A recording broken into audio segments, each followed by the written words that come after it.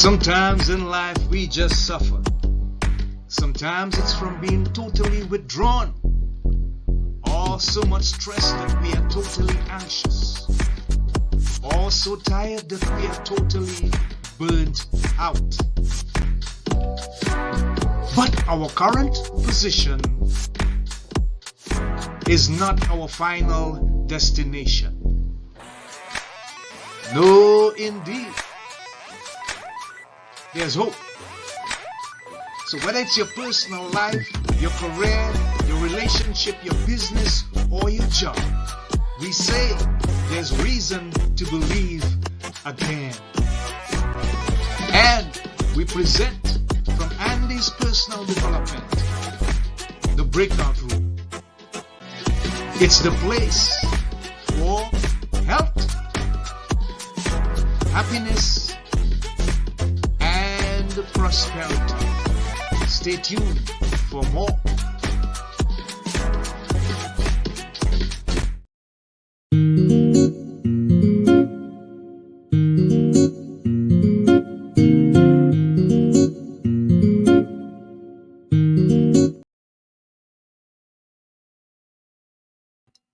Hey, this is Andy of Andy's Personal Development, and we are currently live in the Breakout Room, the podcast for health, happiness, and prosperity.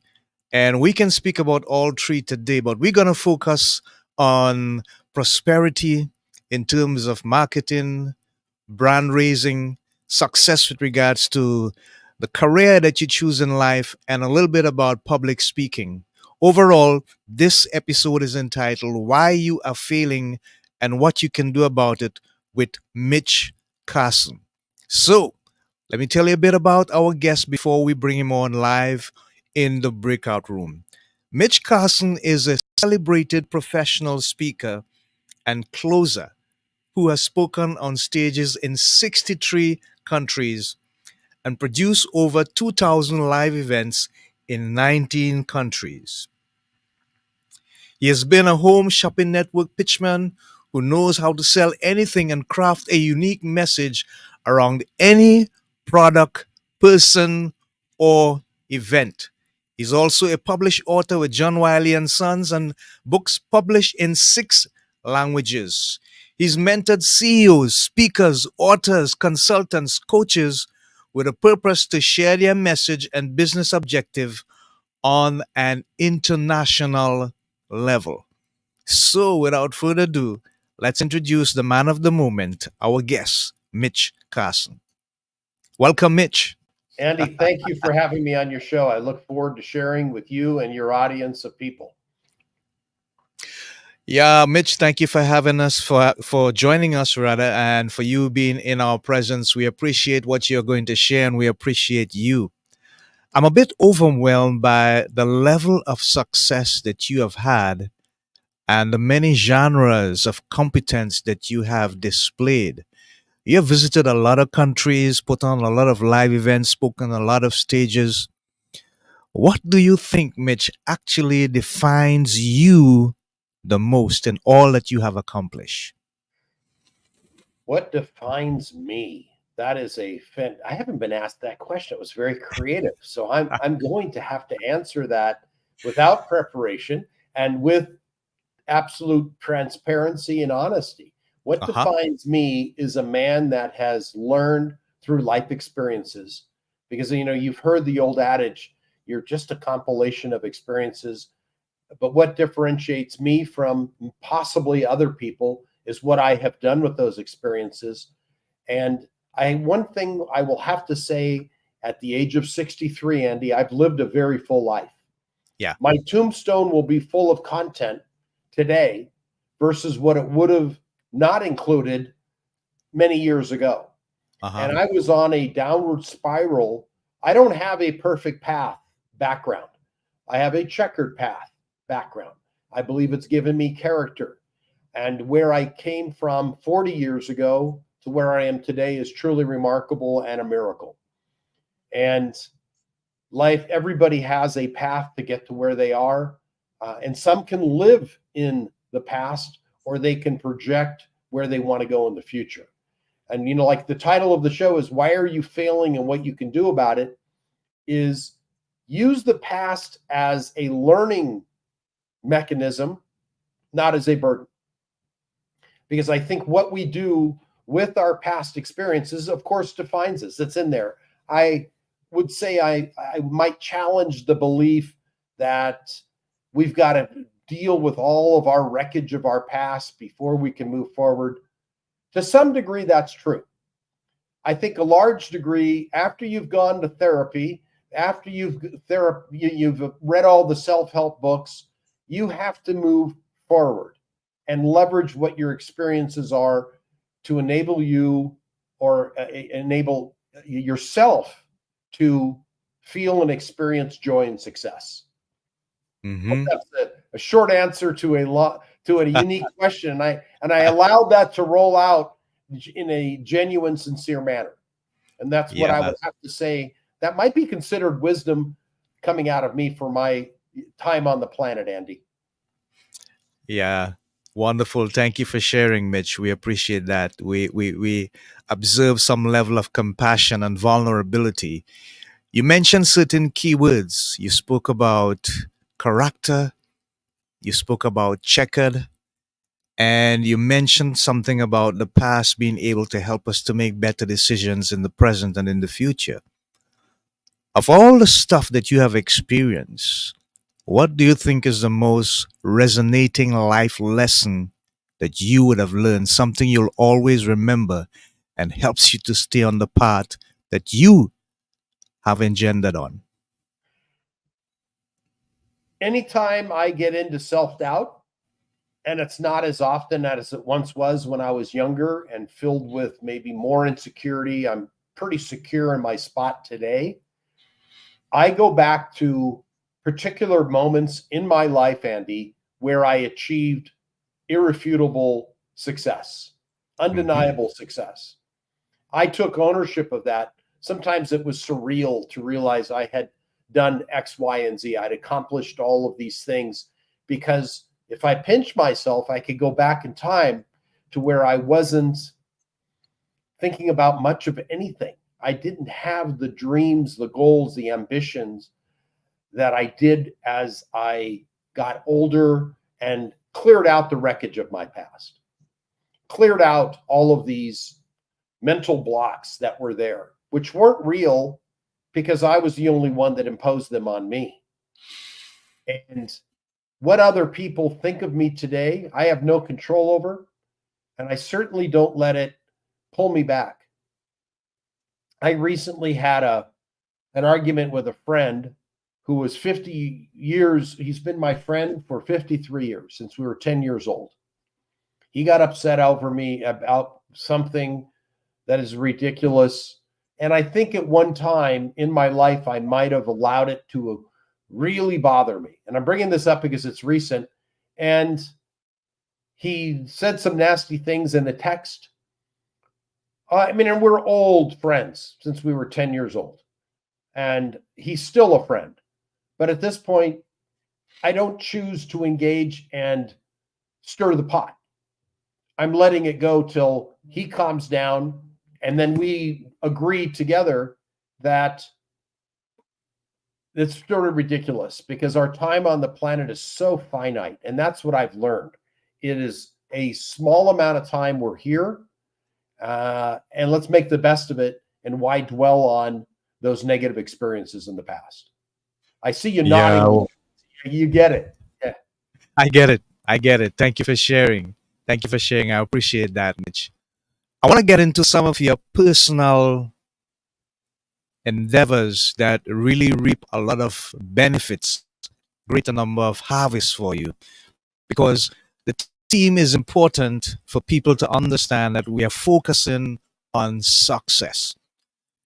There is something that I would have struggled with for some time in my life, and it's the word fail, FAIL, and I always would wonder why is it that I fail and I try sometimes to get through it stuff and it isn't working. And then one day I heard somebody said, Fail does not necessarily mean failure if you look at it from the other perspective. And True. it's like looking at the glass and saying it's half full for somebody and it's half empty for the other person. We're all entitled to our own opinions, our own lenses, our own perspective, the way we see things. But then this person said to me, FAIL should stand for first attempt in learning. And I I was love like, that. okay, That's a great wow. acronym, man. Yeah, Mitch, it was a new revelation to me and it changed the way I looked at the word itself. And then I realized that every moment that I failed was a moment for me to more embrace success First attempt in in learning. learning. I First love it. I'm writing attempt. this down, by the way. I'm going to I use see it. that. I see that. Yeah, I love First it. attempt in learning. Yeah, amazing. Yeah, and So we've I'm all, looking. Yeah, go ahead. I was just going to say, we've all failed and we have to learn from it. You can either learn from it or you can continue, or you can allow the fear to keep you in that spot. And I'll Yeah. give an acronym that I created myself Uh for huh. fear. Some will say it's false evidence appearing real. I've heard Yeah. that one, but the one that I like the best in order to overcome fear is face everything and rise. Ah. Everything and rise. A lot of these little cliches and acronyms help us get through tough times or allow us some comfort to deal with those emotional responses to perceived failure, which is just fail at this attempt. It's just failing at this attempt. If you don't at least put in the effort, because most successful people I know have failed their way to success. Yeah. Yeah. You've Exactly. got to throw it out there. If you, I mean, Wayne Gretzky had a quote, famous hockey player: "You miss Hmm. 100% of the shots you never take." Yes. Yes. Yes. Yes. Yes. Lots of ways to frame that, Andy. I like that. I like you just have to do it. How do you become successful? One step at a time, ticking all Yeah. the boxes. How do you become Yeah. famous? One step at a time, one piece of media, one step at a time. You start a podcast. You're more successful today. I don't know how long you've had your podcast, but you've more successful today at doing it and interviewing than you were the first, second, third, fourth, 10th time you did this. My Yeah. guess. Maybe,4 years. well, where you were at 1 year, I think the quality of your questions and engagement have improved, and they're probably going to improve, maybe not at the same slope between years 1 and 2, but now between years 4 and 5, you might improve a little bit more and keep turning the screw a little bit tighter and getting tighter and tighter and tighter and better at it. And that's how Yeah. we have to look at our lives, I believe, is constantly being open to feedback and learning, because the best teachers are the best students. And I suspect you're a Mhm. student in life, or you wouldn't be teaching it and sharing it with other people. Wonderful. I appreciate that. I'm humbled by that. And yeah, I also can identify with it. So I'm looking at your background, and it says that you started your first business in college, selling it for more than seven figures. And by the age of 28, your second startup with partners, Planet Cycling Inc., was sold in 1993 to Waste Management for an undisclosed sum. You Right. went on to start other projects. What was the catalyst for your success? How did you do it, Mitch? How did I do it? The first venture that I sold, that I was part of, I was a part of a group with Planet Recycling Inc. We started from scratch. We raised the revenues from nothing, and it was quite gratifying. I love the idea, create the ideation, the teamwork that goes into creating a venture, and then of course the validation is when you receive that check when you're bought out. Then I created, I sold that company, got out of the recycling business, checked that box, and I did something entirely different. I went back to advertising, which I truly love. Advertising, mail, marketing, sales, all of that is what I'm best at and enjoy. I started an advertising agency. And then in 2006, personal disclosure here, I started on a divorce, and it was necessary because of circumstances in my divorce to sell that business. And in 2008, I sold it to Halo Branded Solutions out of Chicago. Anybody can look that up to validate it. I think they're about an $800 million company. Then they buy a lot of these smaller companies around, and that's how they've built their brand and expansion and footprint. And it was a positive deal for me and for them, I believe. And then after that, embarked on a serious speaking career. I was speaking throughout these years, but then it went to full time as a speaker traveling the world, and enjoy that, where I'm able to affect a lot of people positively through workshops and seminars. Yeah, wonderful. Thank you for sharing, Mitch. We appreciate that and we appreciate you. Now, when you look back at your career and the stuff that you have accomplished, what Mhm. would you say are two or three defining moments where you really felt as though you had that kind of fulfillment that you were seeking as an individual? When I have seen, I would say this is, I'm going to answer this in phases. Personally, when I spoke the first time on a stage put together by a man named Mark Victor Hansen in 2000, I think it was 2003 or 4. I spoke on his stage. It was called Mega Marketing. And I Mhm. shared the stage with people when I got into the field that I admired. And then I was speaking alongside them. And my Yeah. mentor, a man named Dan Kennedy at the time, who was my mentor years ago, spoke on the same stage. Given that I shared the stage with him, I would consider that an individual achievement and accomplishment, and multiple other people that are big names. But he was one. Mark Victor Hansen obviously was the host of the event, and then he later spoke on some of my stages from events I produced. Then, when I got into the role of mentoring others and running workshops of my own, Mm-hmm. was a much higher level of satisfaction, gratification, and sense of accomplishment when students of mine not only did as well as me, but leapfrogged me. And then I realized I have done very well.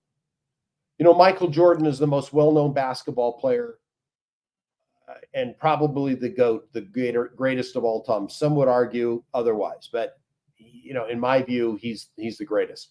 He had a coach named Phil Jackson. And Phil Jackson was never as good a basketball player as Michael Jordan was, but he brought Right. out the best in Michael Jordan to achieve incredible greatness. And when I have been mentoring others, there are many that are multiple times more successful than me, financially. I mean, I have a group of people in Singapore who are all multi millionaires, but I'm their teacher because they respect me for what I've done, but they're far more wealthy than I am on many fronts. Mm-hmm. Yeah. And because they've made different life choices and I've made some choices that didn't pan out, that's okay. There's still a long road ahead of me, I believe. There's still a Okay. lot of life left. And I don't look at whose bank account is bigger. That's one determining factor, sure. But healthy, how many people have I helped today? How many people have I mentored such that they are financially independent as opposed to dependent? How many people left the workforce to become entrepreneurs and successful entrepreneurs to where they are now set for life? That's my measurement today. Who have I affected? Who else can I affect? And possibly line them up in the right path to avoid the minefields in life that exist in front of us. How do you step around those in a way that doesn't injure you or anybody that you're associated with? And that's Wow. the best way I can say I've accomplished is when I see other people succeed. And maybe it's because I'm older now or Uh-huh. wiser, or maybe that's the natural evolution of an enlightened man. I'm not going to sit here in a lotus position and cross my legs, not on this podcast, not on a live cast. But you get the idea. I look at that status because I've earned it. And when you get to that part where you're able to help other people, I don't think there's a greater gift.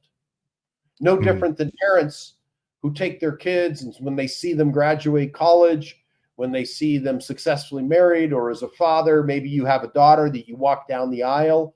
Those are different experiences in one's life that are documented. And you can look back on and say, man, I didn't do too bad a job because my daughter just got married to a great guy that's going to be a good match with her and they're going to be happy. I think those are boxes that we check as human beings during our timeline. Because in the early years, it's all about me, me, and me. And if you don't know about me, I'm going to tell you about me.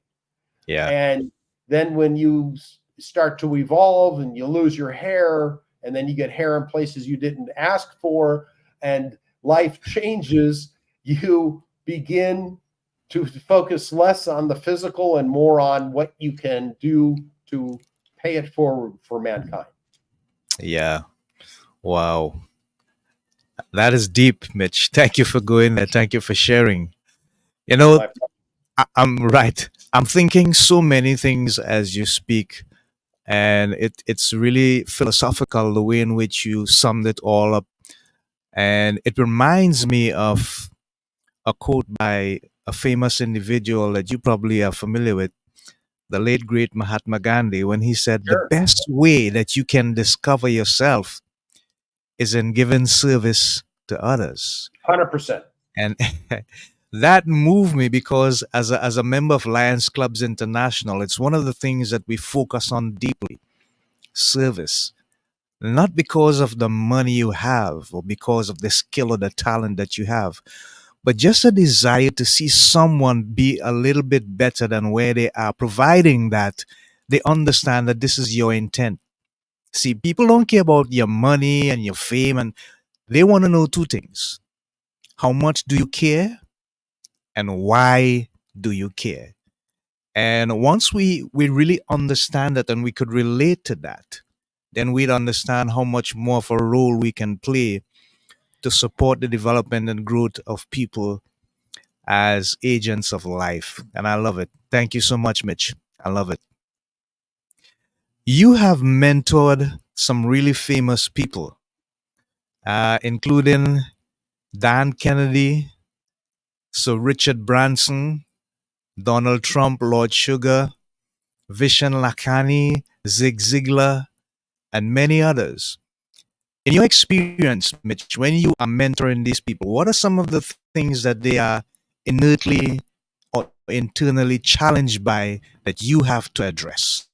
Well, let me make a public correction because I don't want to Uh get in huh. trouble with any of those people. I've Yeah. shared the stage with that list of people, some of Okay. whom are clients. I Yeah. did so, Andy. I don't want to get because this is live and recorded. I don't want to get in trouble I hear because I you. don't want the lawyers calling me or them calling me. I've shared the stage with all of them, Okay. including President Trump. He was just the Donald back then, or Mr. Trump. Yeah. This is many, many years ago. So Right. there is a long line of people, some of whom have had to sign NDAs, non-disclosure Mm, agreements, of yeah. who I've mentored, but they're impressive, and I'll just say that. So I wanted I to get make it. sure that I corrected that part because I I have get it. shared. Yeah, got it. What and so the question was how has that affected me or how. How you would have made that impact on them as a mentor. Okay, so I'll talk about the people who I have mentored. Yes. They've thanked me very simply. And I feel accomplished, as I just shared previously, much more accomplished when I'm able to see people that I help become successful, as successful as me or more successful. And because I believe it's this timeline of life. When you're younger, it's all about making it and counting the dollars, chasing that paper that we're after, recognition. And if I'm, and that, of course, I've got a lot of that. I do have a lot, more than most would dream about. Got tons of press recognition, been a published author, all these things. I'm a TV show host here in Las Vegas. So I do these things for myself, but I use it as a way to leverage and showcase many of my clients, people that have been nice and generous and kind to me in my career. It's my way of paying back because I believe in the rule of reciprocity. And it's been a great value. I'm sure you, and I can tell you're a kind, giving person. When you're able to help other people, what kind of response do you get? You. Yeah. I mean, do you Yeah, agree with my assessment? I do. I do. I do. Definitely. Definitely. Hope that answered And you it's a well. wonderful feeling. Yeah, Oh, yes, it does. It does. You went straight to the heart of the matter. Thank you for sharing, Mitch. sure. When you look around the globe, I know that there are other people who would have occupied a similar space from a professional perspective as well. What do you think, Mitch, differentiates you from others in the same field? What what quality about you that really stands out or is distinctive about Mitch Carson so that it's like a brand statement that you make? Well, let me define a brand statement as I see it. It's probably a little bit different than Uh-huh. the professor at the big name university, and you're going to get something long and lengthy. And I'll just say, what is the brand of Andy Charles? What's his personal brand mean? 5 close friends of yours, people would describe you as X, Y, and Z when you're not in the room. What would they say about you in a blind survey? That is what because your perception oftentimes is your reality. Your self-perception may not match mine. I don't know you that well yet. I'm getting to know you. But my quick assessment is you're a good guy, genuine guy, or you wouldn't be doing this because you're out of service. This is certainly not the most profitable way to use your time and money. For some, it is, but it is a way, and a way maybe you're giving back. Yeah. What defines Mitch Carson is I do participate in a lot of charitable work, which I'm very proud of. I don't talk about it much. I'll just say that my end game, I previously retired for 3 years and came back to work in 2016. And today, when I do retire, and I don't have a time necessarily defined, it happens when it happens. When I say, okay, I've had enough, is I'm heading back to Thailand to open my orphanage for kids that Ah, are abandoned on the streets there, because it's a very different life than in the US. I don't know what yes. country you live in, but US people are spoiled. And if you haven't traveled outside of the US, you don't know what it's like in other countries. I lived for a number of Hmm. years in Thailand, and I want to help kids, and I'm going to fund it myself without outside money and teach kids how to make money on their own so they can be self-supporting. And I don't have any interest in asking other people for this charitable organization that I'm going to start, except potentially for their time. If they come and maybe teach these kids life skills that they can use, not accepting money, not accepting cash money, but monetary value in their time. If they would come from the goodness of their heart to come out and help these kids that need some guidance, all by the while taking in abandoned women, because in that culture, if you don't have kids to take care of you as you get older, you're in trouble. And these kids who are abandoned may not have parents, they're in trouble. So if these women can match with these kids, they can tap into their maternal instincts. I'll house them. They just need to give little Johnny a hug now and again and make sure that he's okay. Or little Susie. These aren't their names of Thai people. They're names that I can't even pronounce. But you get the idea. I think there's a good match of I'll give them the opportunity to have a place to lay their head at night that's safe, warm, and secure. Maslow's hierarchy of needs. Just give them food and Mhm. shelter to start, and then they can ascend from there, helping these kids, and their kids can learn how to make money, so they can take care of themselves once they come of age. So my Yeah. focus is charitable. That's my end game. I never had children of my own. I've been married and I've been unmarried. That happened. So my legacy is the orphanage that I'll turn into a money making operation for them. So when I leave, I don't know where we go. Who knows? That's a debatable question. At least I've left a positive impact before I push up daisies. Yeah, Mitch, you're a well-rounded guy. You're witty, you're philosophical, you're deep. Wow, Mm. this has been an engaging experience thus far, folks. You've been listening to Mitch Carson, the episode entitled Why You Are Failing and What You Can Do About It. We'll just break for about 30 seconds or so to have a word from one of our associates, fineradioguest.com. I really appreciate the wonderful work that they're doing with regards to raising a sense of awareness of people's profile, whether you're an artist, a coach, an author, whatever you do in the space of creation, they're there to help. And they usually would give me a bump up on my profile on their website. So stand by while we get this quick word from them, and we'll get right back with our guest, Mitch Carson. Here we go. FindRadioGuest.com, the place to click to find guests to interview for free.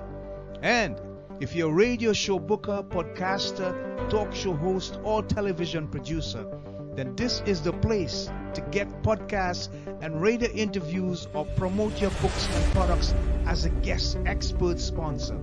FindRadioGuest.com. Check it out.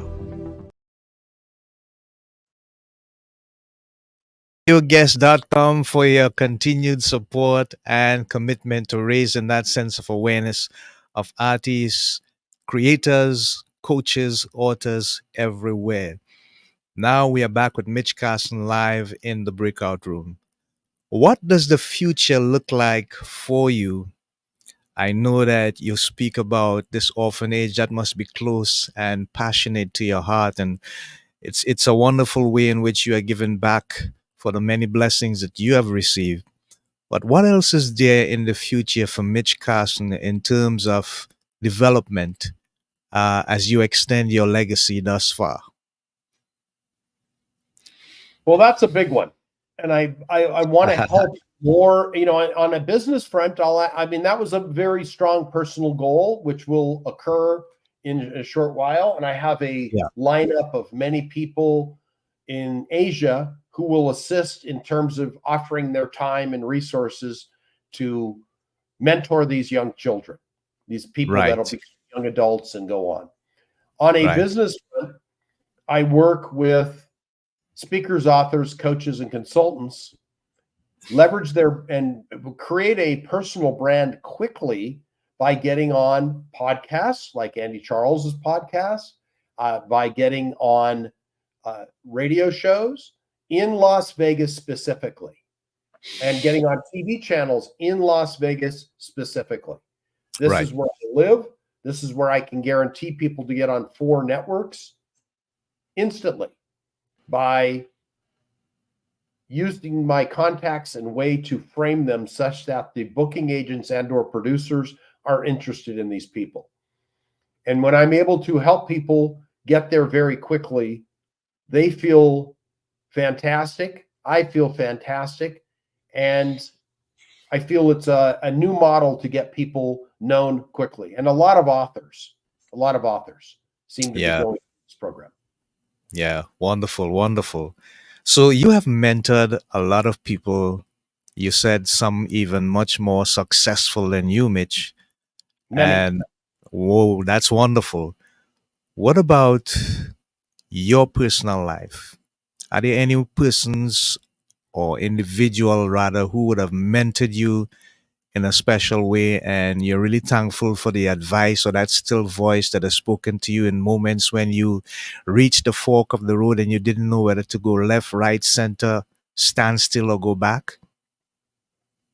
I have had several, let's say, goalposts set for me Uh by huh. individuals that I respected, whom I had admired for in my personal life, business life.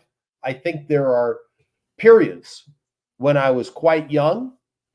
It would have been my taekwondo instructor, a Korean Ah, man. His name was right. Jun Chung. I'll give him some juice.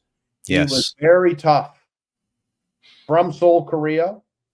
He awarded me my first black belt and was a great mentor about mental and toughness. The physical is goes part and parcel to earning a black belt, which took me 5 years of focused attention and commitment. So he would be one mentor. Did he talk a lot of philosophy with me? No. Ah. Master Chung did not. He was not a philosophical person. The extent of it was work hard, train hard, be champion. It was right on the focus. And any time that I got a little overweight, oh, Mitchy, you fat. Okay. You know, You got they're work to do, Mitch. You got work to do. You got work to do. yeah, they're direct people. I'll say that I'm generalizing about this particular man. He was very direct in his feedback. It wasn't, Yeah. hey, you might want to alter your diet. No, you fat Mitchy. Okay, well, Mm. gotta lose some weight and do this. And he was a no BS type of Hmm. mentor, and Yeah. he was my Yeah. taekwondo master. So he served a purpose at a during a period of my life. Then other people came in, and I think the old expression, the teacher will be there when the student is ready to receive the message. I think there's a more sophisticated way to say Hmm. it, but when the student is ready, the teacher will be there, Yeah. will be available for the student to learn. Hmm. So he was the right person during my early development. Taught me a lot about mental toughness.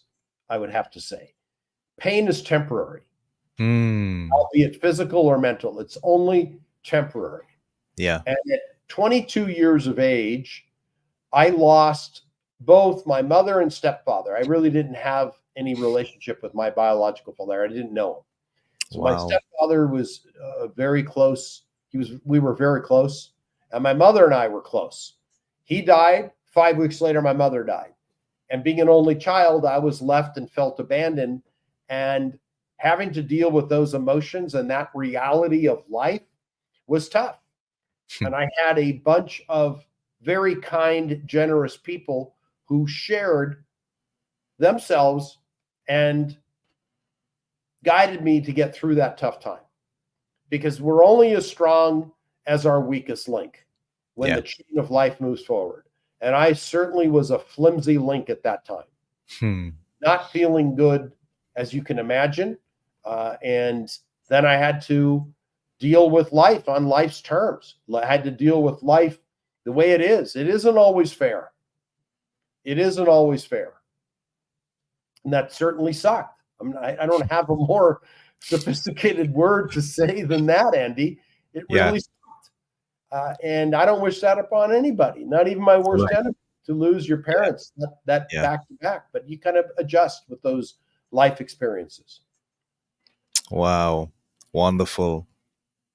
So many of my guests come on and they move me in different ways. I guess for you, it's basically being that vulnerable about a part of your life that was probably a turning point, a transitional period where the reality of that made you realize you had to make certain decisions about your life and become more responsible. Yes, Thank sir. you for sharing. Thank you for sharing. I appreciate that. In terms of the current AI influx that we are having, what role do you see AI playing in the development of a brand building for a professional speaker or someone who literally has to be on the stage interacting with people on a regular basis? How much of a role does AI play in how can you, if you do incorporate it in that brand building process? Oh, I use ChatGPT, which is my primary go-to AI tool. I know that there are new options every minute. There's a Yeah, new Chrome download. I mean, it's overwhelming. yeah, I work with ChatGPT on a regular basis. I know there are design programs that are out there, and I'm looking at some others about. I also use something called Opus.pr, which creates shorts from long form videos and short and finds through AI the best way or the best parts. So it's a time saver.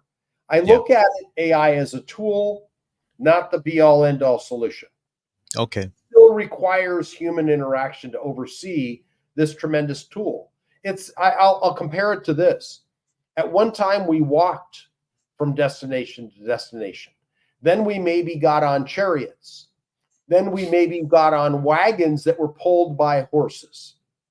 Then we got into automobiles. Then we found airplanes. AI is a rocket ship. Yeah, It is a vehicle to take us from one point to the other, but it is a supersonic rocket ship. Still transportation. It's just gotten faster, faster, and faster.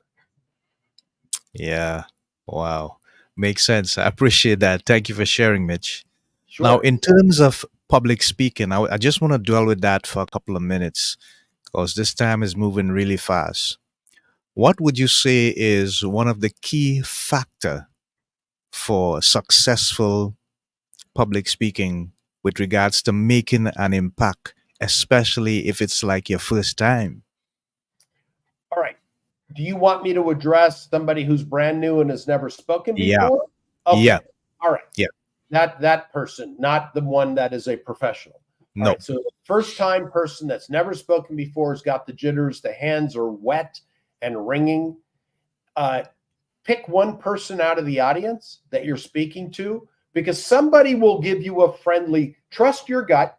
Somebody in the audience isn't going to heckle you, isn't going to judge you harshly. And a way to get over that initial fear, and it does start to dissipate the more you do it. More emphasis on consistency. And that's probably a separate question I can answer. But the first one is find a friendly. If I saw Andy in the audience and he smiled when I walked up to the stage, he's my target. He's my victim. He's my buddy. He's the one that I'm going to look at and talk to because then I don't see everybody else. I'm talking only to Andy in this conversation that I'm having with the crowd. And I may even get off the stage and come up and say, "Hello, Andy. My name is Mitch Carson. Nice to meet you."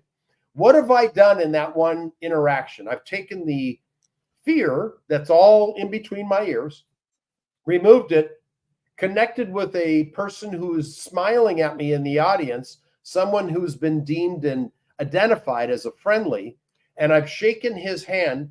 And what have I effectively done by shaking Andy's hand? I've shaken every hand of the attendees in the audience. It's a great way to Yeah. connect.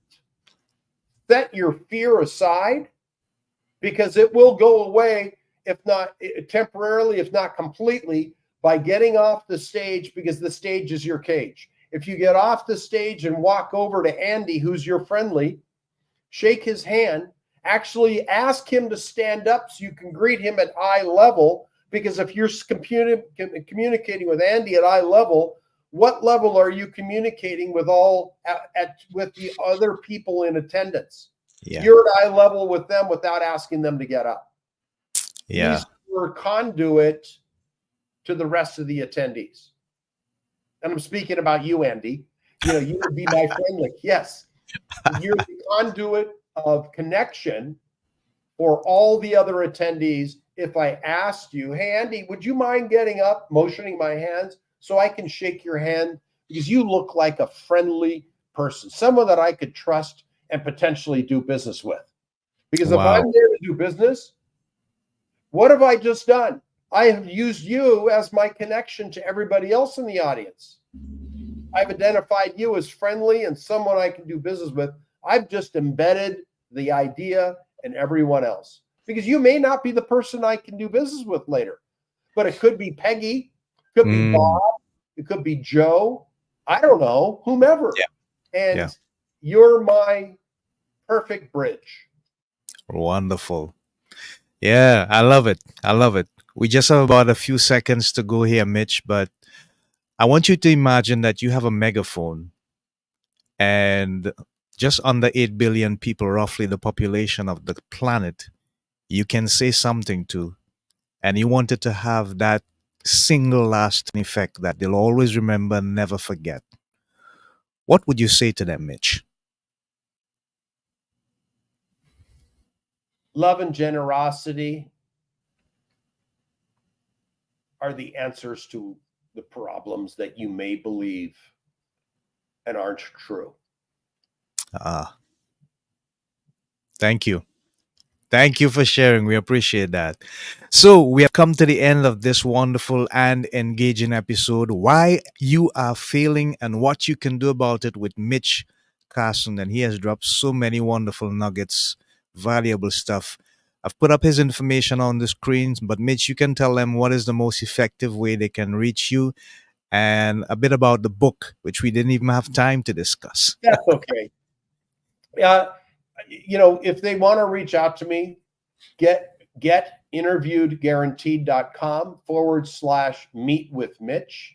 Yeah, Get interviewed guaranteed/meet with Mitch is where they can book a time on my calendar to yeah, chat with me. If my offer, and this is my total pitch, it's just a way to reach out to me or go to any of these links. If you want to follow me, because I am active on social media, or you want to send me an email, feel free to. Be happy to respond to any of your people. I'm available. And if you want to set an appointment to talk about how to build your personal brand, getting on guaranteed television in Las Vegas, that's your link. That's my entire sales pitch. yeah. Everybody, and I haven't. I've given my heart, my soul, and my wisdom freely hmm to your group, and I appreciate the opportunity, and it's my privilege to be here today. Thank you, Sir Mitch Carson. We have had wonderful times with you. You're an amazing guest, and we thank you for lighting up the set of the breakout room. There you have it, folks. We have come to the end of this wonderful and engaging episode entitled Why You Are Failing and What You Can Do About It with Mitch Carson. We know that you have received some valuable information, and now the opportunity for you to go to put some of that into practice can become a reality should you decide to take the information at heart. Remember our what words: health, happiness, and prosperity right here in the breakout room. So, on behalf of my guest, Mitch Carson, and myself, I'm saying so long, Godspeed, God bless. Until next time, stay safe, stay in love, and be the best version you can be of yourself. Shalom. Namaste. Bye for now.